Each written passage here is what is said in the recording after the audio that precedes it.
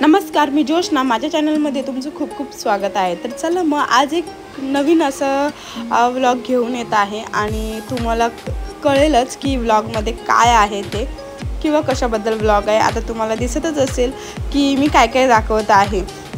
शेंगदाणे मी भाजून घेतलेले आहेत व्यवस्थित, मस्त असे क्रिस्पी, म्हणजे एकदम काळपट पण नाही करायचे, बारीक एक मीडियम गॅसवरती थोडे भाजून घ्यायचे. परत खारीक पण मी त्यातल्या बिया वगैरे काढून घेतलेल्या आहेत. आणि आता तव्यावरती काजू, बदाम आणि पिस्ता हे ना थोडंसं तूप टाकून खमंग असं भाजून घेणार आहे. हे सर्व व्यवस्थित भाजून घ्यायचं आहे. म्हणजे फक्त वरतूनच बाबा भाजले असं दिसलं नाही पाहिजे, परफेक्टली भाजलं पाहिजे. मीडियम गॅसवरती चांगलं भाजायचं आहे हे.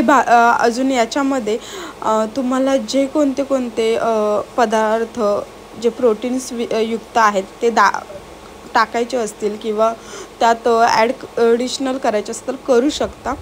कारण मी आता यात खारीक, शेंगदाणे, काजू, बदाम हे दाखवलं. तुम्हाला मनुके, परत वेलची पूड वगैरे टाकायची आहे. तर मग मी आता मनुके भाजायला घेतलेले आहेत, कारण मी थोडे पदार्थ हे भाजले होते आधीच, शेंगदाणे वगैरे.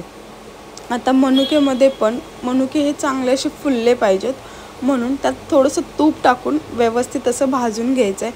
कारण मनुके भाजलेले नाहीत व्यवस्थित तर ते त्याचा स्मेल एक थोड्या दिवसानंतर स्मेल यायला लागतो, मनुके व्यवस्थित भाजले नाही तर.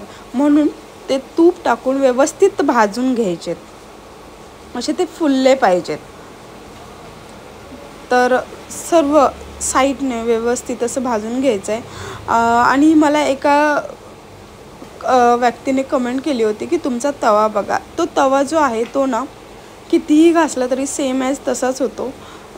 साईडने त्याला तवंग आल्यागत होतं. तरी मी खूप ट्राय करून काढायचा प्रयत्न करते, बट तरी पण त्यातलं काहीही म्हणजे तवा माझा खूप चांगला आहे, मला हे सांगायचं आहे. आणि ही दुपारची टाईम आहे हा, कारण दुपारच्या टायमिंगलाच विचार केला आहे की एक प्रोटीनयुक्त लाडू बनवावे आपण घरात. म्हणून मग त्यासाठी मुलासाठी किंवा घरात पण खाण्यासाठी प्रत्येकाला, म्हणून मी ते बनवण्याचा विचार केला. मग आता खारीक पण आहे, ती मी खारीक थोड्याशाच घेतलेल्या आहेत, कारण कोणाला आवडतं कोणाला नाही. कारण हे सर्व व्यवस्थित बारीक करायचं आपल्याला प्रोसेस पण करायची आहे. हे पण व्यवस्थित असं थोडंसं तूप टाकून मी भाजून घेतलेलं आहे सगळ्याच गोष्टी. भाजल्यानंतर कारण जे असतो ना कच्चापण, म्हणजे ह्यामध्ये आता मनुक्याचं पण जर आपण कच्चंच हे केलं ना तर त्याचा स्मेल येतो. तसंच खारीक पण जरा चांगलं भाजून मिक्सरला वाटलं किंवा त्याचे पदार्थ बनवले तर ते खूप चांगले चवीचे लागतात. मग आता मनुके मी काय केलेत, व्यवस्थित आधी बारीक करून घेतलेत, कारण ते नंतर लवकर होणार नाहीत, किंवा एक म्हणतात ना पहिल्यांदाच मी ते टाकून व्यवस्थित असं बारीक करून घेतलेले आहेत. व्यवस्थित पेस्टच एक प्रकारे, कारण ती पेस्ट जी आहे, कारण मनुके व्यवस्थित भाजले होते त्यामुळे त्याची पेस्ट व्यवस्थित अशी झालेली आहे. आणि त्याच्यानंतर मी दाखवते तुम्हाला शेंगदाणे जे आहेत ते मी बारीक करून घेतलेले आहेत.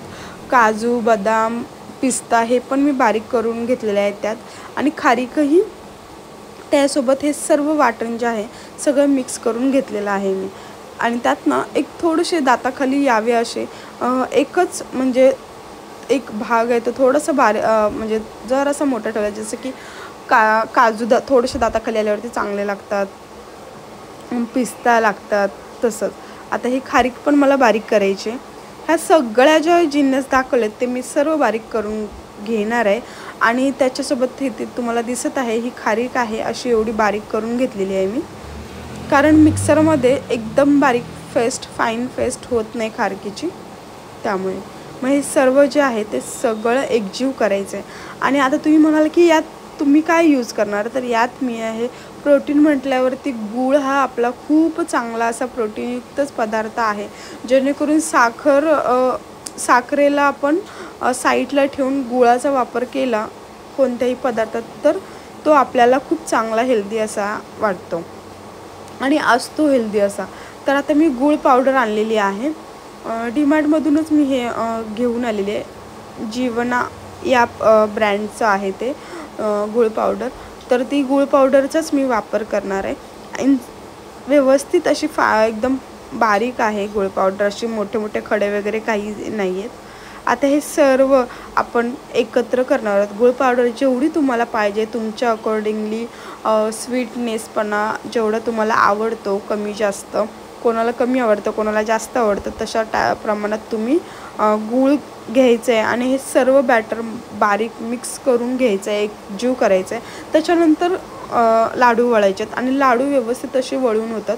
तुम्ही बघू शकता ह्या लाडवाला असं ठिसूळपणा नाही आहे की बाबा लगेच फुटेल असं नाही आहे, व्यवस्थित असं बाइंडिंग झालेलं आहे. आणि हे लाडू खूप प्रोटीनयुक्त आहेत.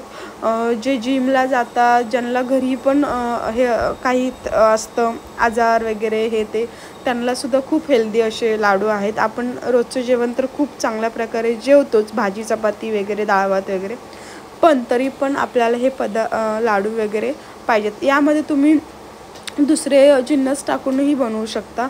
खूप हेल्दी, छोट्या मुलांपासून ते मोठ्यापर्यंत किंवा वयस्कर माणसांनासुद्धा हे खूप हेल्पफुल आहेत. आणि हे कोणालाही आवडण्यासारखे पदार्थ आहे. गोड आहे, आपल्याला कमी गोड हवे असेल तर कमी गोड तुम्ही करू शकता. आणि तर चला मग, हा व्लॉग आवडला असेल किंवा हे लाडू आवडले असेल तर माझ्या चॅनलला तुम्ही लाईक, शेअर, सबस्क्राईब करा. आणि हा व्लॉग ज्यांच्यापर्यंत पोचवायचा आहे तुम्हाला त्यांच्यापर्यंत नक्की पोचवा. धन्यवाद. थँक्यू.